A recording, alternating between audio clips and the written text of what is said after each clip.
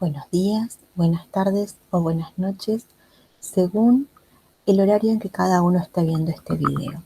La idea es poder completar la última etapa de función logarítmica con todo lo referido a la lectura correspondiente.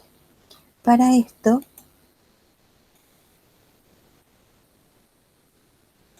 lo que voy a hacer es explicarles en función de lo que ustedes han ido leyendo, de manera que ya puedan encontrar algunas similitudes, que estén familiarizados con las gráficas, con los temas de los que voy a hablar. Cuando nosotros hablamos de crecimiento, ¿sí? El crecimiento de una función, nosotros los miramos gráficamente. Pero en realidad hay una definición que está generando esa interpretación geométrica. Cuando decimos que una función es creciente, decimos que si x menor que y, entonces f de x menor que f de y. Para todo x y que esté en determinado intervalo, ¿sí? Entonces, por ejemplo, si nosotros consideramos este x menos 3.5, tiene este y 0,5. Y este x menos 1 tiene el y 0. Entonces, nosotros vemos que cuando crece x, decrece y. Entonces, esa relación nos está hablando de un decrecimiento, no de un crecimiento. Entonces, en la función logarítmica podemos encontrar decrecimiento. No es el único comportamiento. La función logarítmica también puede ser creciente. Pero una vez que detectamos el comportamiento, lo que ocurre es que ese comportamiento se mantiene en todo el dominio, ¿sí? No vamos a tener un intervalo de crecimiento y un intervalo de decrecimiento. Si es creciente, es toda creciente. Puede ocurrir que esté definida por partes, pero no es lo que está ocurriendo, ¿sí? No está definida por partes. Estamos estudiando una solita función logarítmica. Entonces, ¿qué otros conceptos tenemos que considerar? Paridad e imparidad. La función logarítmica no tiene simetría respecto del eje y tampoco tiene simetría respecto del origen. ¿Qué es lo que significa esto?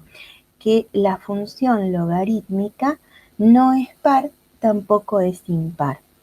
¿Qué podemos hacer? Considerar dos x simétricos y entre estos x simétricos lo que va a ocurrir es que las imágenes no son iguales y tampoco son opuestas. Y mostrando esto es suficiente para poder decir que la función no es par y que tampoco es impar. Con respecto a la concavidad pasa algo similar al crecimiento. Si nosotros descubrimos que es cóncava hacia arriba, como tiene una sola ramita, va a ser solamente cóncava hacia arriba, no va a ser cóncava hacia abajo. Y si vemos que es cóncava hacia abajo, va a ser cóncava hacia abajo en todo su dominio, ¿sí?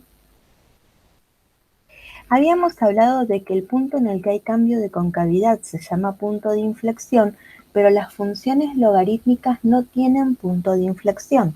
¿Por qué? Porque no hay en ellas cambio de concavidad.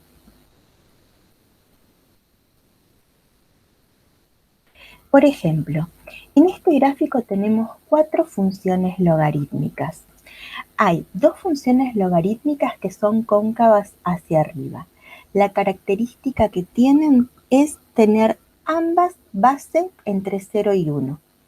Después, hay 2 funciones logarítmicas que son cóncavas hacia abajo. La característica que tienen es tener base mayor que 1. Lo que hace que sea una rama o la otra rama es el dominio, ¿sí? Porque en realidad a números negativos, si nosotros los multiplicamos por menos 1, generamos argumentos positivos. Entonces a los x negativos de alguna manera los podemos transformar para que se pueda evaluar algún logaritmo. De esta manera vemos que hay una cóncava hacia arriba en celeste, con dominio de 0 a más infinito, y otra cóncava hacia arriba roja, con dominio de menos infinito hasta 0. Y lo mismo ocurre con las logarítmicas decimales, con las logarítmicas en base 2, con las logarítmicas naturales.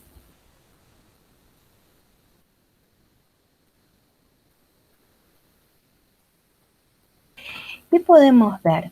Que la base no determina el crecimiento, porque por ejemplo, las dos que tienen base 1/2, la que está en rojo es decreciente, la que está en celeste es creciente.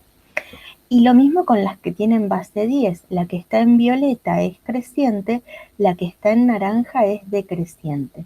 Es decir, que vamos a tener que graficar. Y no olviden siempre construir una tabla que tenga 4 o 5 renglones, para de esta manera saber más o menos por dónde va esa única ramita que tiene la función logarítmica.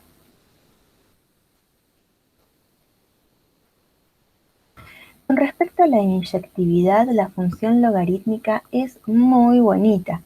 Lo complejo es definir el dominio. Una vez que definimos el dominio, cosa que ya vimos en la clase anterior, lo que vamos a hacer ahora es solamente decir que es inyectiva por la prueba de la recta horizontal. Toda recta horizontal va a intersectar una única vez a la función logaritmo. Y a su vez es sobreyectiva, porque recorre todos los números reales. Su imagen es igual a R.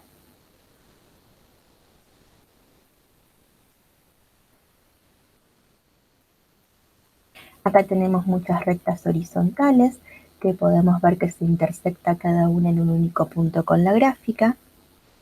Y con respecto a la sobreyectividad, no tenemos que confundir, porque si bien tiene esta formita de bastón, esta rama, esta única rama, crece, crece, crece, crece, más despacito de lo que esta va hacia el otro infinito, ¿sí?